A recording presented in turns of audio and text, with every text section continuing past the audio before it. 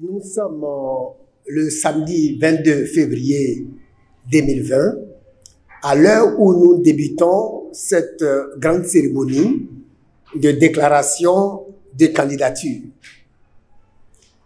Honorables invités, mesdames et messieurs, Ivoiriens, Ivoiriennes, chers amis de la Côte d'Ivoire, nous sommes ce matin dans cette belle salle, très honorés, très heureux de vous compter parmi nos illustres invités. Connaissant vos calendriers très chargés, cela ne vous a pas empêché d'user un peu de votre temps pour venir à notre appel, pour répondre à notre invitation. Soyez-en infiniment remerciés. Cet événement qui, ce matin, nous conduit est inédit. Il s'agit bien sûr de la déclaration de candidature du candidat indépendant, le frère Gestemane, Monsieur Dago Michel à l'état civil. C'est un prophète assez spécial, assez qualifié. Il est originaire de Lakota. Mesdames et messieurs, ce matin, sans plus de commentaires, je voudrais solennellement passer la parole à la voix la plus autorisée, afin qu'il nous explique les raisons profondes, afin qu'il nous instruise sur les raisons qui font l'objet de notre regroupement ce matin. Je peux vous dire que ce matin, il a beaucoup de choses à nous dire. Il va nous expliquer premièrement en nous prononçant son discours liminaire, et après cela, il va nous donner une partie du programme à exécuter, une partie du projet de société en termes d'action. C'est pourquoi je voudrais, avec votre permission, donner la parole à la voix la plus autorisée. Alors, cher Gestemane, vous avez la parole. Merci, mon frère. Chers compatriotes, chers journalistes, chers invités, je vous salue et vous souhaite la bienvenue à cette conférence de presse. Je vous suis très reconnaissant pour avoir abandonné un tant soit peu vos différentes occupations pour répondre à mon invitation. Je prie pour que le Tout-Puissant, l'Éternel, use de bonté et de compassion à votre égard. Chers journalistes, je voudrais avant toute chose vous remercier pour les efforts que vous faites en matière de communication et d'information pour satisfaire aux besoins du peuple. Je suis convaincu que vous pouvez encore faire mieux. Nous sommes aujourd'hui à un rendez-vous solennel pour honorer l'Éternel des armées et rendre ma candidature officielle. Comme vous le savez, nous sommes à quelques mois des élections présidentielles d'octobre 2020. Toutes les forces vives de notre pays s'activent pour aller à ces élections présidentielles. L'Éternel a remarqué que les Ivoiriens vivent dans la division, se haïssent et se combattent les uns les autres, alors qu'ils sont des frères condamnés à vivre ensemble. Aussi, les Ivoiriens agonisent sous le poids de la misère et de la pauvreté qui s'accroît tous les jours, alors que la Côte d'Ivoire est un pays énormément béni de l'Éternel. Les cris de détresse des Ivoiriens sont montés à l'Éternel. Et il s'est souvenu qu'il a choisi la Côte d'Ivoire comme sa sainte demeure parmi toutes les nations du monde. L'Éternel, du haut de son saint trône, a donc décidé de consoler les Ivoiriens et les rendre heureux. Il s'est engagé à bâtir un pays uni et indivisible, paisible, parfait, libre, indépendant, développé, puissant et prospère de façon résolue. Pour ce faire, je viens au nom de l'Éternel et m'engage à être candidat aux prochaines élections présidentielles 2020. Je voudrais saisir cette occasion pour prendre l'opinion nationale et internationale à témoin de ce que je suis un candidat indépendant.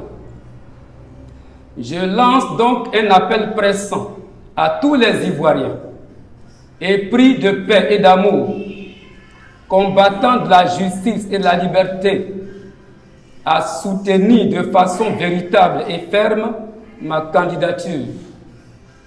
Chers compatriotes ivoiriens, il est grand temps de s'unir afin de mettre fin à toutes les souffrances que traverse notre pays. Du haut de cette tribune, je voudrais demander aux Ivoiriens de me remettre la Côte d'Ivoire pour la gérer de la manière saine, parfaite et juste. Je m'engage et je jure sur l'honneur, maintenant et pour toujours, à partager de façon équitable toutes les richesses de notre pays à tous les Ivoiriens.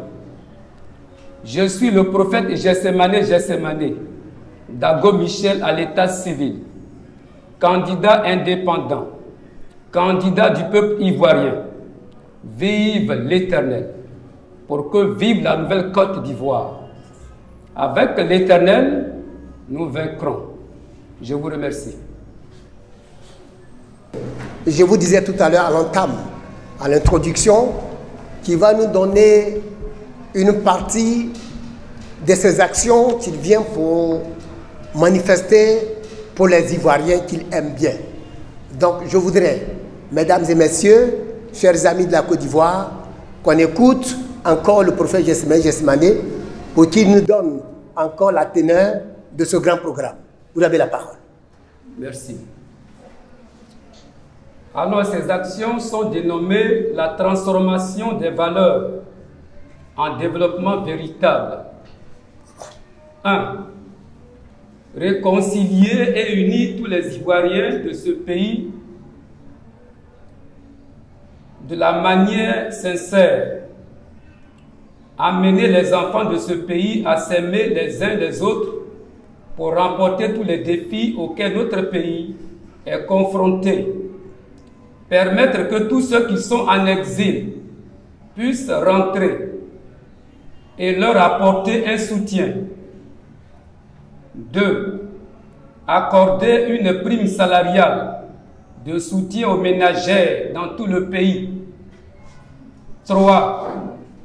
Accorder une prise en charge totale aux femmes en grossesse, en situation financière difficile, pour les soins médicaux. 4. Accorder une prise en charge totale aux femmes à l'accouchement. 5. Accorder une prise en charge totale aux nouveau-nés issus des familles économiquement faibles. 6. Accorder une prise en charge totale de mariage aux personnes économiquement faibles. 7. Accorder une prise en charge totale aux malades économiquement faibles. 8. Administrer des soins aux malades dans les urgences avant paiement. 9. École gratuite. Il s'agit de donner gratuitement des livres de CP1 en terminale. 10. Organiser une conférence nationale pour résoudre tous les problèmes des élèves et étudiants. 11. Supprimer les concours d'entrée à la fonction publique pour un recrutement direct à partir des véritables valeurs. Nous mettrons en place un organisme technique de recrutement. 12. accorder gratuitement le permis de conduire à tous ceux qui en ont besoin. 13.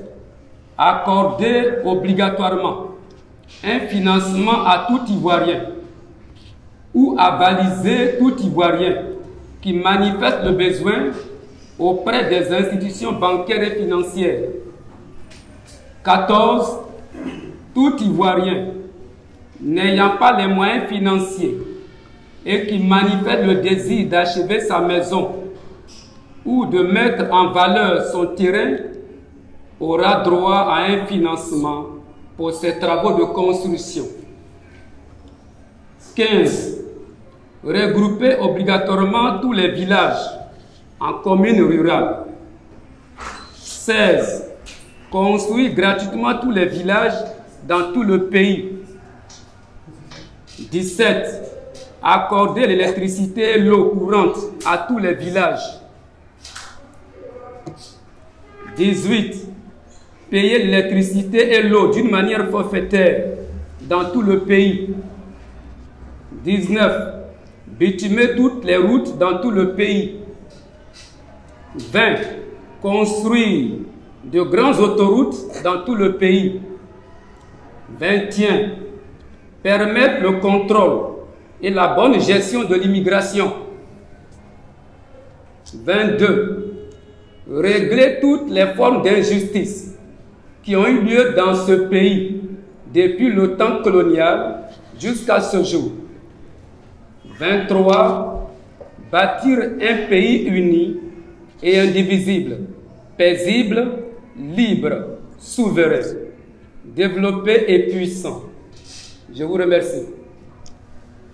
Ok, donc, chers honorables invités, mesdames et messieurs, vous venez là d'écouter en exclusivité l'intervention avec brio de notre candidat indépendant, le frère Gestemane, comme convenu. Messieurs les journalistes, nous allons au chapitre des questionnaires, nous allons procéder comme suite. Nous allons faire d'abord un premier tour de table et après, si toutes les questions ne sont pas réglées, nous passerons au deuxième tour et même au besoin au troisième tour. Donc sur ce, voilà, je vous laisse la parole. C'est par la révélation que je suis candidat. Par le passé, je n'y avais jamais pensé et je n'avais jamais convoité le trône présidentiel de Côte d'Ivoire. Mais c'est depuis 2005 jusqu'à ce jour, il y a 15 ans, que l'Éternel m'a fait connaître beaucoup de révélations qui font état de ce que je dois postuler à ce poste. C'est pour ça que je suis là aujourd'hui. La deuxième question, quelles sont mes chances face aux dinosaures de la politique ivoirienne? Et je ne voudrais pas parler en termes de chance. Parce que nous, les hommes de Dieu, on ne croit pas à la chance. Nous croyons à la grâce de l'Éternel. Et aucune chose ne peut être sur cette terre sans que l'Éternel l'ait ordonné. Alors, si le Seigneur a voulu que je sois candidat, il a déjà la solution pour faire face à ces dinosaures de la politique ivoirienne. Et je pense que je peux compétir valablement avec eux.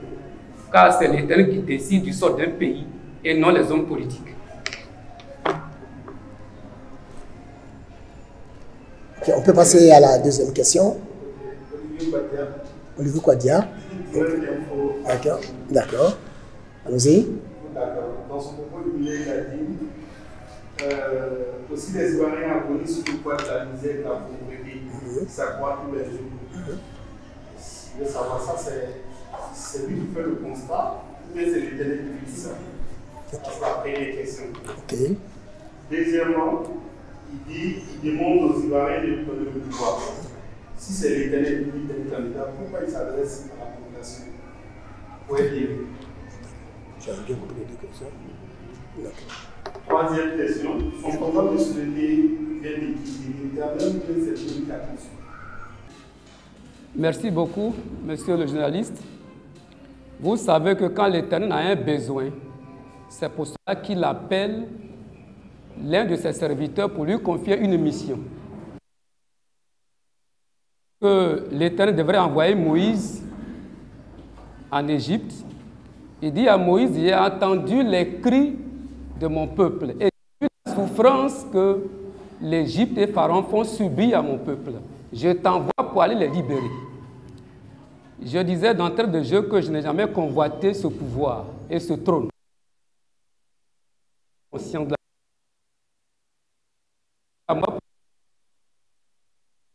à être candidat parce que mon peuple souffre. Je t'envoie pour les libérer, comme il a dit à Moïse. Alors l'Éternel a fait un constat. Mais ce constat aussi est le constat de tous les Ivoiriens. Et vous-même, monsieur le journaliste. Aucun Ivoirien ne me dira, cette révélation ne vient pas de l'Éternel parce que les Ivoiriens sont heureux. Les Ivoiriens souffrent énormément, alors que notre pays est immensément riche. La deuxième préoccupation, l'Éternel est toujours passé par des personnes sur la terre pour accomplir son plan. Il n'avait pas besoin de m'envoyer pour dire sois candidat. Lui-même, il descend sur le trône et puis il s'assoit et puis il fait ses choses. Il est toujours passé par des hommes. À moi, il dit, va postuler pour être candidat. Je vais t'établir sur le trône. Mais aux frères qui sont devant toi, explique-leur, voici le projet que je te donne, que tu vas leur présenter. C'est à travers ce projet qu'ils viendront à toi. Mais supposons si je dis, je viens au nom de l'Éternel, remettez-moi le pays et je vais vous égorger un à un. Qui m'écoutera? Personne, monsieur le journaliste. Y a-t-il une autre préoccupation? Oui, allons-y. C'est quel organe de presse? Je me nomme Jean Jésus. Oui. Je suis journaliste chez le média numérique Kwasi. Ok, Kwasi, hein? Alors, j'ai des préoccupations. Oui. J'essaie d'apporter. Ok, vous pouvez lever un peu la voix, s'il vous plaît? Je vais me lever. Oh, d'accord. J'ai des préoccupations auxquelles je souhaiterais vous apporter quelques éclaircissements. D'accord. Homme de Dieu m'a dit, depuis 2005, il a eu la révélation pourquoi attendre 2020 pour se porter candidat. D'accord.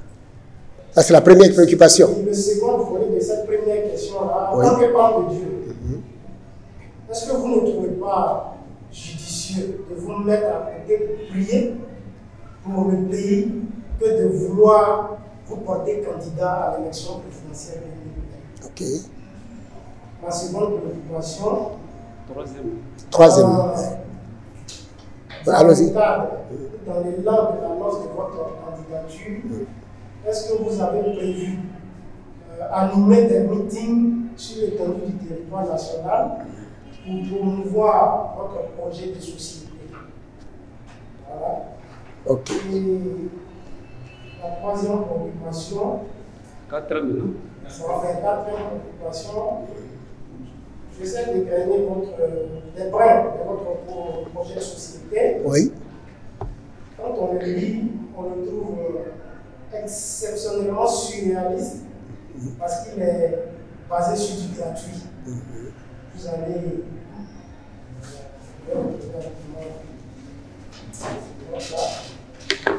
La transformation, ça veut dire vous allez accorder une prise en charge totale de mariage aux personnes économiquement faibles, accorder une prise en charge totale aux nouveau-nés, accorder une prise en charge totale aux femmes à l'accouchement. Bon, bref, tout est pratiquement gratuit. L'argent que vous allez prendre pour financer cela, vous le tirez de vous. Merci. Okay. Merci. La première préoccupation, pourquoi c'est maintenant que je déclare ma candidature alors que c'est depuis 2005, presque 15 ans que l'Éternel s'est révélé à moi. L'Éternel n'est pas un Dieu de désordre, mais un Dieu d'ordre. Et dans le livre d'Ecclésiaste, il est écrit qu'il y a un temps pour toutes choses.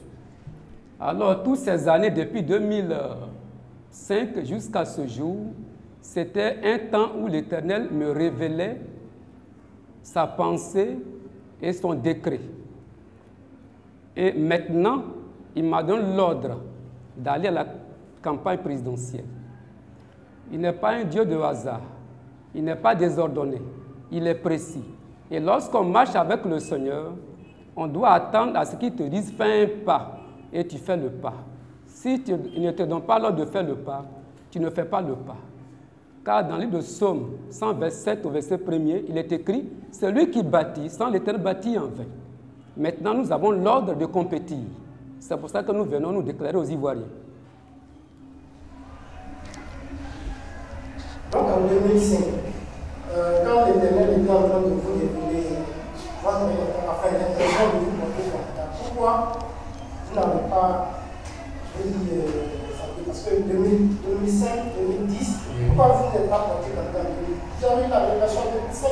L'Éternel vous a demandé d'attendre en 2020 pour vous porter candidat pour faire la Oui, j'ai bien répondu à votre question, seulement que vous n'avez pas compris. Je reprends.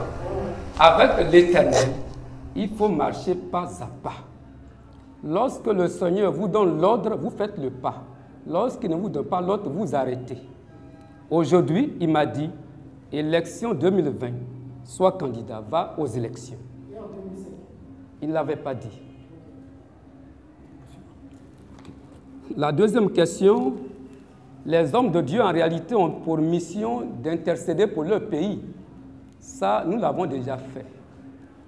Et nous le ferons. Tant que nous serons sur la terre, nous serons toujours en brèche pour intercéder pour notre nation. Ça, c'est une mission qu'il confie à tous les Ivoiriens, d'intercéder pour leur pays. Mais il y a les hommes de Dieu qui sont à l'avant-garde de cette intercession. Mais il ne faut pas aussi oublier qu'en réalité, un pays doit être dirigé par un homme de Dieu. Si quelqu'un n'a pas la crainte de l'Éternel, qui n'a pas l'amour de l'Éternel, il ne peut pas diriger un pays. C'est à nous en réalité de le faire. C'est pour ça qu'aujourd'hui, le Seigneur me dit, mon fils, va et sois candidat. Mais quand il s'agit de prier, ça c'est notre nourriture quotidienne. Et nous savons très bien le faire. Quand il s'agit de meetings, mais effectivement, nous allons faire les meetings. Parce que le Seigneur nous dit d'entrer dans un jeu démocratique. Parce qu'on ne prendra pas le pouvoir par les armes. Et on ne peut pas aussi s'asseoir dans notre cuisine ou dans notre bureau pour dire aux Ivoiriens de nous élire. Évidemment, on va faire du corps à corps. On va les approcher et on va expliquer notre projet de société. Alors, monsieur le journaliste, nous sommes prêts à parcourir la Côte d'Ivoire pour faire des meetings, pour expliquer notre projet de société qui vient du Seigneur et non de nous. Merci.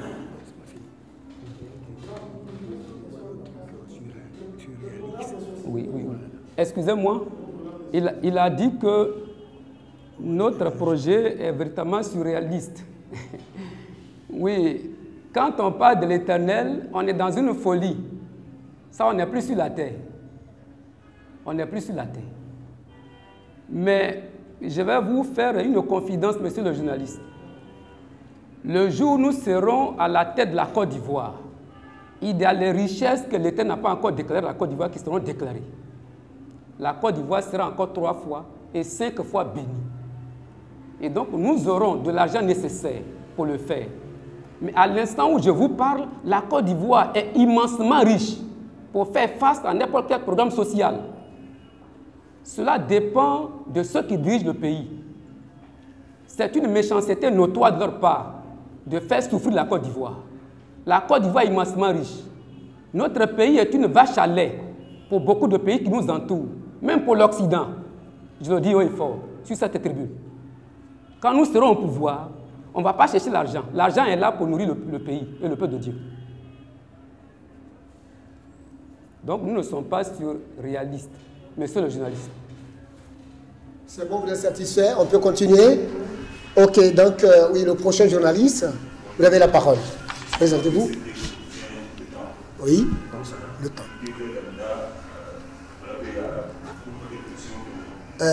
Est-ce que vous pouvez lever un peu le ton parce qu'on n'entend pas trop bien? L'opposition dénonce actuellement la série actuelle qui n'est pas réformée selon la règle africaine de l'état de l'homme. Dénonce aussi le code électoral. Qu'est-ce que vous pouvez penser de cette série-là et du code électoral en vigueur? Et qu'est-ce que vous êtes pensé de la gouvernance Ouattara de 2011 à maintenant? Merci. Pour la première question, je n'ai pas Le Seigneur ne m'envoie pas pour combattre Alassane Ouattara. Son prêt de société, je n'ai pas à le combattre. Moi, je viens dire aux Ivoiriens ce que le Seigneur m'annonce, m'a rêvé de leur dire. C'est tout. Parce que lorsque vous êtes dans un combat, sachez comment vous allez combattre. Si vous combattez l'air, vous allez échouer. Moi, mon combat, ce sont les Ivoiriens. Je n'ai pas affaire à Alassane Ouattara. Je viens dire aux Ivoiriens ce que le Seigneur m'a dit de leur dire. S'ils sont consentants, ils vont me voter. Vous savez que l'œuvre humaine n'est jamais parfaite. Tous les chefs d'État qui ont gouverné la Côte d'Ivoire, ils ont un côté noir, ils ont un côté bon. Mais je ne rentre pas dans ce jeu. Il est trop petit pour moi. Je viens et mon parti, c'est le sourire des Ivoiriens. Notre parti, le sourire des Ivoiriens. Quand nous serons au pouvoir, tous les Ivoiriens vont sourire. Voici notre combat. Mais notre combat n'est pas Alassane Ouattara. Quant à la CEI, quant à la CEI, pour l'instant, je n'ai rien à dire sur cette commission. Parce que je suis un homme de Dieu et non un homme politique. Je ne ferai jamais la politique et je ne suis pas en train de faire la politique. Je viens pour un mandat divin. Alors, s'il y a des anomalies au niveau de cette commission, au moment où les partis politiques s'en chargent, moi, ici, sur le terrain. Je n'ai pas prêt à la commission, mais mon problème, c'est d'aller vers les Ivoiriens. Les chars sont partagés. Les partis politiques sont suffisamment puissants pour discuter avec le gouvernement et le pouvoir en place des clauses de la commission. Mais quant à moi, mon rôle, c'est d'aller vers les Ivoiriens. Au moins, ils vont de l'autre côté. Moi, je vais ici. Ok. Y a-t-il d'autres préoccupations? Oui. Oubajad. On va commencer. Oui, allons-y. Je dis la campagne des meetings, ça coûte. Et puis il y a la caution qui va peut-être être élevée. On attend 50 millions déjà. Voilà, l'argent pour non seulement couvrir toute la Côte d'Ivoire en termes de campagne, et puis même la caution, parce qu'aujourd'hui, le minimum en tant que la caution, ça va être au minimum 50 millions. Où est-ce que vous allez le tirer? D'accord. Merci beaucoup. Dans G2.8, il est écrit « L'or, l'argent sont à moi. Et si je viens au nom de l'Éternel, il pourvoira, car il est mon parrain et mon financier. » Je suis prêt, même si on disait au-delà de 50 millions, je sais que le Seigneur trouvera cet argent. Parce qu'il a toujours agi à travers des hommes. Il a dit, l'argent des païens est à vous. Et je suis convaincu que des bonnes volontés vont se manifester. Quand ils vont écouter ce programme, ils vont écouter cette conférence de presse sur les réseaux sociaux, des bonnes volontés se manifesteront. Parce qu'aujourd'hui, il faut confier le pays à des hommes de Dieu qui ont la crainte de Dieu et qui peuvent aider le peuple de Dieu à sortir de Côte d'Ivoire, à sortir de la pauvreté. Ça, ils le savent. Aujourd'hui, c'est une opportunité pour eux de se lever et de venir vers nous, de nous appeler et de dire, voici les moyens, allez-y compétir. L'argent est déjà là, parce que les Ivoiriens sont riches et on aura cet argent pour faire notre campagne. Voilà, on attend d'autres réactions. Oui, en fait, c'était la même chose. Il a posé la préoccupation, mais je voudrais juste appuyer cette préoccupation. D'accord, allons-y. Vous dites investi par une mission divine, qui n'est pas politique, mais vous mettez le pied dans l'arène politique quand vous portez. Et lui, il a parlé de 50 millions, mais dans les propositions du gouvernement, on a parlé d'un cautionnement qui pourrait être évalué à 250 millions. Voilà. C'est vrai que Dieu va pouvoir, mais concrètement, est-ce que vous, oui, concrètement, est-ce que vous pensez que de manière pratique, vous pouvez vous prendre candidat? Et puis, il y a le système de parrainage souple que le président le gouvernement en place va décider si c'est appliqué. Est-ce que vous pensez que vous pouvez avoir un nombre de personnes, je dis, déterminées pour porter votre candidature? Merci beaucoup. Par rapport au parrainage, je n'ai aucun problème. Si je suis candidat et qu'on me demande un parrainage, je peux le démontrer sur le terrain. Et donc, pour avoir 1%, 2%, ça, ce n'est pas un problème. Par rapport à la première question ou à la seconde question, vous parlez d'argent. Même si c'était 1 milliard de francs CFA pour la caution, l'État va payer cet argent. Il ne descendra pas de lui-même. Mais le projet de société que j'ai pour les Ivoiriens, il n'y a pas un parti politique en Côte d'Ivoire qui a ce projet en face. Parce qu'eux, ils sont là pour remplir leur poche, pour piller la Côte d'Ivoire. Voici pourquoi ils sont au pouvoir. Mais nous venons pour les Ivoiriens. Nous avons un mandat divin. Et ce projet-là que je présente, il n'y a aucun projet en face. Il n'y a aucun projet en face. Et je suis convaincu que, quel que soit le montant que le gouvernement va demander, ou la commission va demander, l'électorat va demander, nous pourrons payer cet argent valablement. On pourra aussi avoir de l'argent pour faire notre campagne. L'argent, certainement, ne viendra pas de ma poche. Parce que là où je suis assis, je n'ai pas d'argent. Mais lui qui m'envoie, il a de l'argent. Et c'est lui qui incline les cœurs. Vous qui êtes assis là, monsieur le journaliste, vous pouvez participer à cela.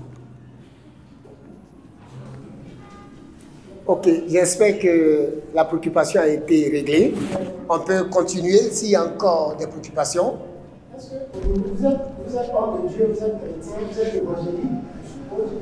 Est-ce que vos compères sont d'accord avec cette décision de... Mais l'État ne m'a pas demandé de faire signer une pétition aux églises évangéliques. Et je ne parle pas au nom des églises évangéliques de Côte d'Ivoire. C'est votre famille? Non, c'est ma famille, mais je ne parle pas au nom de cette famille. Je parle à mon nom propre. Parce que quand le Seigneur me faisait les révélations, il n'a pas fait les mêmes révélations aux autres pour qu'on puisse s'associer et de façon collégiale étudier, analyser les pour et les contre et puis venir présenter ma candidature. Les églises ne sont même pas au courant. Alors ici, je m'engage à mon nom personnel. Mais comme le projet de société et que j'ai, c'est un projet de société qui sera en faveur des hommes de Dieu, de l'Église de Dieu et de toute la Côte d'Ivoire, toutes les religions. Alors les chrétiens pourront en tirer profit. Les musulmans peuvent en tirer profit. Toutes les autres religions peuvent en tirer profit. De ce point de vue, je suis convaincu que les églises sauteront sur l'occasion, comme les musulmans aussi. Ok, y a-t-il d'autres préoccupations? Oui, allons-y. L'église que j'ai eu la grâce de diriger s'appelle Église de Dieu. Une église apostolique et prophétique. Nous sommes à Yopougon au 27. Oui.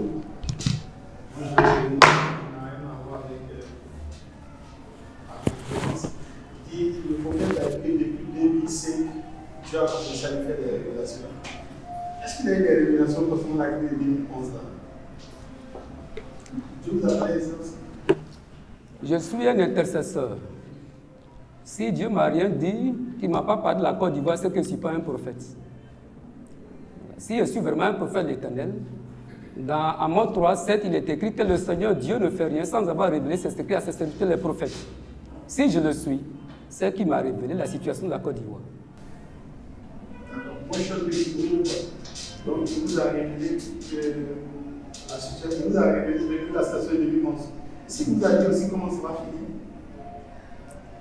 Bon, vous savez, avec Dieu, il y a des choses qu'il peut vous dire qui vous sont personnelles, que vous n'avez pas droit à partager avec les autres. Même si Dieu dit que la Côte d'Ivoire va se renverser d'une manière ou d'une autre, tout ce qu'il va dire, c'est pour vous. S'il dit va bénir la Côte d'Ivoire, c'est pour vous. Tant qu'il ne vous donne pas l'ordre de rendre ça public, vous ne parlez pas. Pour l'instant, je ne parle pas. Ce que j'ai à dire aujourd'hui, c'est ma candidature. Une dernière question. Allons-y. Actuellement, à l'approche des élections de 2020, tout le monde a peur de stade de la guerre. Tout le monde veut la guerre. Est-ce que vous n'avez pas peur que les élections de 2020 se terminent dans une guerre? Je n'ai pas peur que les gens parlent de la guerre. Ça dépend de ce que Dieu leur montre. Et ils sont responsables de ce qu'ils disent. Mais moi, j'ai plutôt peur de pécher contre Dieu que d'avoir peur de la guerre. Parce que si je suis dans sa volonté, il me délivrera de la guerre. Aujourd'hui, les gens craignent la guerre parce qu'ils vivent dans une vie désordonnée face à l'Éternel. C'est tout. On ne doit pas craindre la guerre. Si c'est un passage obligé pour la Côte d'Ivoire, allons-y dans la volonté de Dieu. Une femme peut-elle accoucher sans des douleurs? Mais quand elle finit d'accoucher, sa joie devient grande, monsieur le journaliste. Mais je ne suis pas là pour prophétiser la guerre. Je prophétise la paix. Mais je dis, moi je n'ai pas peur de la guerre. J'ai peur de pécher contre mon Dieu. Car si je pêche, et qu'il y ait la guerre me livrera. Bon, mesdames et messieurs, honorables invités, chers journalistes, je crois que nous sommes, par la grâce de Dieu, en train d'aller allègrement vers la fin de cette cérémonie, vraiment qui a un caractère un peu particulier, parce qu'il est historique, il est inédit. Je voudrais profiter de l'occasion pour dire merci à tous ceux qui nous ont fait confiance, qui, malgré leur calendrier très chargé, ont usé un peu de temps pour nous visiter, pour répondre favorablement à notre appel, à notre invitation. Nous croyons que ce dans quoi nous sommes en train d'aller, Dieu fera le reste. Parce que nous sommes à cette tribune. Et ce que vous avez entendu, ce n'est pas des paroles, je vais dire en l'air. Je crois que c'est des paroles très sérieuses, des paroles à prendre en compte. C'est pourquoi je voudrais vraiment vous dire merci pour cette mobilisation massive. Vraiment que Dieu vous bénisse et que les jours qui arrivent par sa grâce, qui nous permettent encore d'avancer et d'atteindre l'objectif.